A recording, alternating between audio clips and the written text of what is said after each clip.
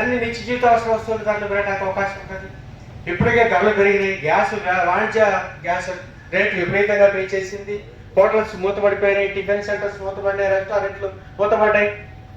మరి ఈ నేపథ్యంలో ఇవాళ ఎలక్షన్స్ ముందు డిఏ అనౌన్స్ చేయడం అనేది 2%. ఆ డిఏలో కూడా మోసం ఉందా వాళ్ళు చెప్పారు.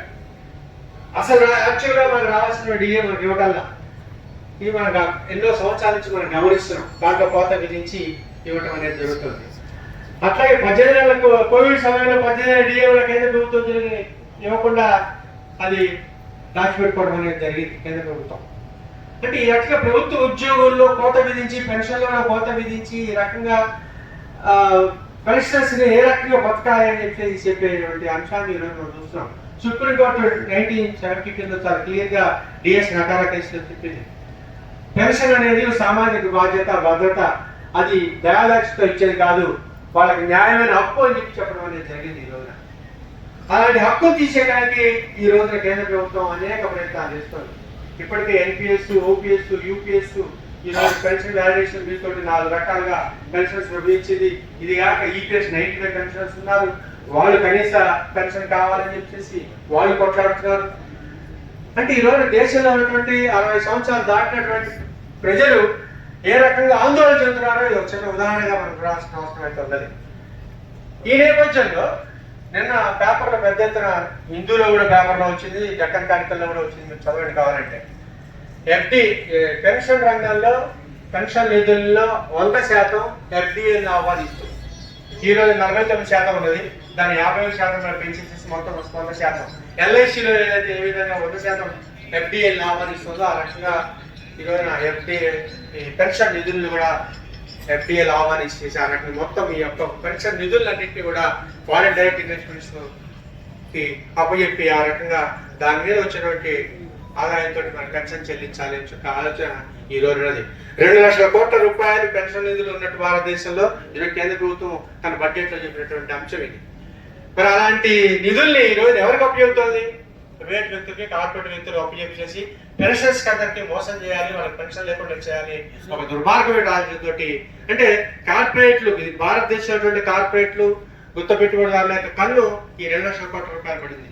దీన్ని ఎట్టా కాజేయాలని చెప్పేసి ఈ రోజున ఆలోచిస్తున్నటువంటి పరిస్థితి మనం గమనించాలి. మరి దీన్ని కూడా మనం సీరియస్ గానే ఆలోచించాలి.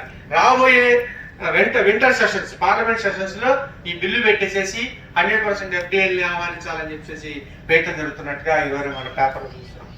మరి ఇవి కనుక ఫారిన్ డైరెక్ట్ ఇన్వెస్ట్మెంట్స్ నిధుల్లోకి వెళ్ళిపోతే పెన్షన్స్ పరిస్థితి, భారతదేశంలో పెన్షన్ పరిస్థితి 80 లక్షల మంది పెన్షనర్స్ ఉన్నారు, కేంద్ర ప్రభుత్వ పెన్షనర్స్, అదే కాక రాష్ట్ర ప్రభుత్వ పెన్షనర్స్, అదే రకంగా స్టేట్ గవర్నమెంట్ పెన్షనర్స్ అంతరంగా ఉన్నారు. వీళ్ళందరి పరిస్థితి ఏంటి భారతదేశంలో? ఇది మనం ఆలోచించాలి. అప్పుడు తగిన బుద్ధి ప్రభుత్వాన్ని చెప్పాలి అని చెప్పేసి మనం కూడా నిర్ణయం చేయాల్సిన అవసరం ఉన్నది. ప్రతి ఎలక్షన్స్ ముందు ఇలాంటి దుర్మార్గమైన నిర్ణయాలు చేసి అటు పెన్షన్స్ ని, ప్రజల్ని దారుణంగా హింసకు గురి చేస్తుంది, దుర్మార్గానికి పాల్గొంటున్న విషయాన్ని మనం గమనించాల్సిన అవసరం అయితే ఉన్నది. ఈరోజు ఇందాక ఎమ్మెల్యేడ్ గా చెప్పారు, నోయిడా, రాజస్థాన్, అంటే హర్యానా ఏరియాలో కార్మికులంతా కూడా వాళ్ళు కనీసం 11,000 రూపాయలు సంపాదిస్తున్నారు. మాకు 26,000 రూపాయలు కనీస వేతనం చెల్లించాలి, 12 గంటలు పనిచేస్తున్నాం, 15 గంటలు పనిచేస్తున్నాం, కానీ మేము 8 గంటలు పనిచేయాలి అని చెప్పేసి అనేక ఆరోగ్య పరిస్థితులు, పని పరిస్థితులు మాకు మెరుగుపరచాలి, ఈ లేబర్ కోడ్స్ మాకు అమలు చేయడానికి వీల్లేదు అని చెప్పేసి తదితర డిమాండ్స్ మీద దాదాపు స్ట్రైక్ చేసినటువంటి పరిస్థితి. దాదాపు 56,000 మంది కార్మికులు. అంటే లేబర్ కోడ్స్ అమలు చేసినటువంటి నేపథ్యంలో కార్మికులు సమ్మె చేస్తున్నారు, కనీస వేతనం పెంచాలి అని చెప్పేసి. కేంద్ర ప్రభుత్వం విధించిన ఫ్లోర్ మినిమం వేజ్ 176 రూపాయలు, ఇంతకన్నా మేము ఎక్కువ ఇవ్వని చెప్పేసి ఈ రోజు మేనేజ్మెంట్స్ యజమాన్యాలు అంటున్నాయి. మరి 176 రూపాయలతోటి ఒక రోజు ఒక కార్మికుడు తన కుటుంబంతో ఏ రకంగా బతుకుతాడు, జీవిస్తాడు అనే అంశం కనీసం ఈ రోజు పరిపాలిస్తున్న పాలకులు లేదా అనేది కూడా మనం సీరియస్ గానే ఆలోచించాలి. మనం ఉన్నటువంటి పరిస్థితుల్లో మనం ఎలాంటి పోరాటాలు చేసాం, మన డిపార్ట్మెంట్స్ లో ఏ రకమైనటువంటి ఆందోళన చేసాం, 10 గంటల విషయంలో, కనీస వేతనాల విషయంలో, పే కమిషన్స్ విషయంలో, అవే రకమైనటువంటి పోరాటాలు దేశవ్యాప్తంగా జరుగుతున్న పరిస్థితి మనం గమనిస్తున్నాం. అక్కడ ఆ నోయిడా కార్మికుల నాయకుల్ని వాళ్ళని అరెస్ట్ చేసి జైల్లో పెడితే అక్రమంగా అక్కడ యూపీ గవర్నమెంట్ అక్కడ వామపక్ష పార్టీ నాయకులంతా పరిశీలించడానికి వెళ్ళి వాళ్ళని విడుదల చేయడానికి డిమాండ్ చేస్తే వాళ్ళు పోలీసులు కలవడానికి అవకాశం వల్ల రోడ్డు మీద బైఠాయించి ఆ కార్మికులు వినిపించిన పరిస్థితి. 48 అవర్స్ రోడ్డు మీద బైఠాయించారు నాయకులంతా కూడా. ఆ తర్వాతనే ప్రభుత్వం జోక్యం చేసుకున్న కార్మికులందరినీ విప్పించడం అనేది జరిగింది. అంటే ఈ రకమైనటువంటి అణిచివేతతో కార్మికులు అణిచివేయాలి అని చెప్పేసి ఈరోజు మనం చూస్తున్నాం. ఈరోజు మేడే జరుపుకుంటున్నాం. మేడే నినాదం ఏంటి? 8 గంటల పనిదానం కావాలి అని చెప్పేసి. ఈరోజు 166 సంవత్సరం అనుకుంటా, 66 సంవత్సరాలు మేడే స్ఫూర్తితోటి ఈరోజు మన భారతదేశంలో కార్మిక వర్గం ఉద్యమించాల్సిన అవసరం అయితే ఉన్నది. దీనికి సిఐటియుగా పూర్తి సహాయ సహకారాలు ఆ రకమైన పోరాటాలు నిర్వహిస్తోంది రాష్ట్రంలో కానీ భారతదేశంలో కానీ దేశంలో కానీ. అదే పద్ధతిలో మనం కూడా అనేక రకాలైన పోరాటాలు నిర్వహిస్తూ ఈ యొక్క వ్యాలిడేషన్ పెన్షన్ అదేవిధంగా మన పెన్షన్ హక్కుల్ని కాపాడుకోవడానికి మనం కూడా ఉద్యమించాల్సిన అవసరం అయితే ఉంది. దానికి సిఐటి పూర్తి సహకారం అందిస్తుంది అనేది కూడా ఈ సందర్భంగా మీకు తెలియజేయడం జరుగుతుంది. ఈరోజు మహిళా వ్యాలిడేషన్ బిల్లు మనం చూస్తున్నాం. 2023లో మహిళా వ్యాలిడేషన్ బిల్లు అందరూ ఏకగ్రీవంగా పార్లమెంట్ లో ఆమోదించారు. దీనిలో ఎవరికైనా భిన్నాభిప్రాయం లేదుగా. 23లో అందరూ ఆమోదించారు. కానీ అదే బిల్లుని మరలా ఈ రోజు 26లో తీసుకొచ్చి పార్లమెంట్ లో దానికి డీలిమిటేషన్ అట్లాగే జనరల్ గా 2 లింకు చేసి పార్లమెంట్ లో ప్రవేశపెట్టి మహిళా బిల్లు గురించి చర్చ చేయకుండా ఈ డీలిమిటేషన్ మీద ముందుకు తీసుకొచ్చి దాని మీద చర్చ పెట్టడం అనేది జరిగింది. ఉన్నట్టుగా 2023లో బిల్లు కానీ పార్లమెంట్ లో పెట్టి అందరూ ఆమోదిస్తే అమలు చేయండి అని చెప్పి అందరూ అంటున్నారు. కానీ ప్రభుత్వం మాత్రం ఏం చేస్తుంది? పొలిటికల్ మేనేజ్ కోసం వెస్ట్ బెంగాల్ తమిళనాడు ఎన్నికల్లో ఎలాగైనా సరే మహిళా ఓట్లు సంపాదించుకోవడం కోసం ఈ రకమైనటువంటి బిల్లుని మార్పు చేసి ఇప్పుడు బిల్లు పెట్టి అది ఓడిపోయేది నాడి సారీ అని చెప్పేసి పేపర్ మీడియా కూడా దుర్మార్గంగా వ్యవహరిస్తుంది.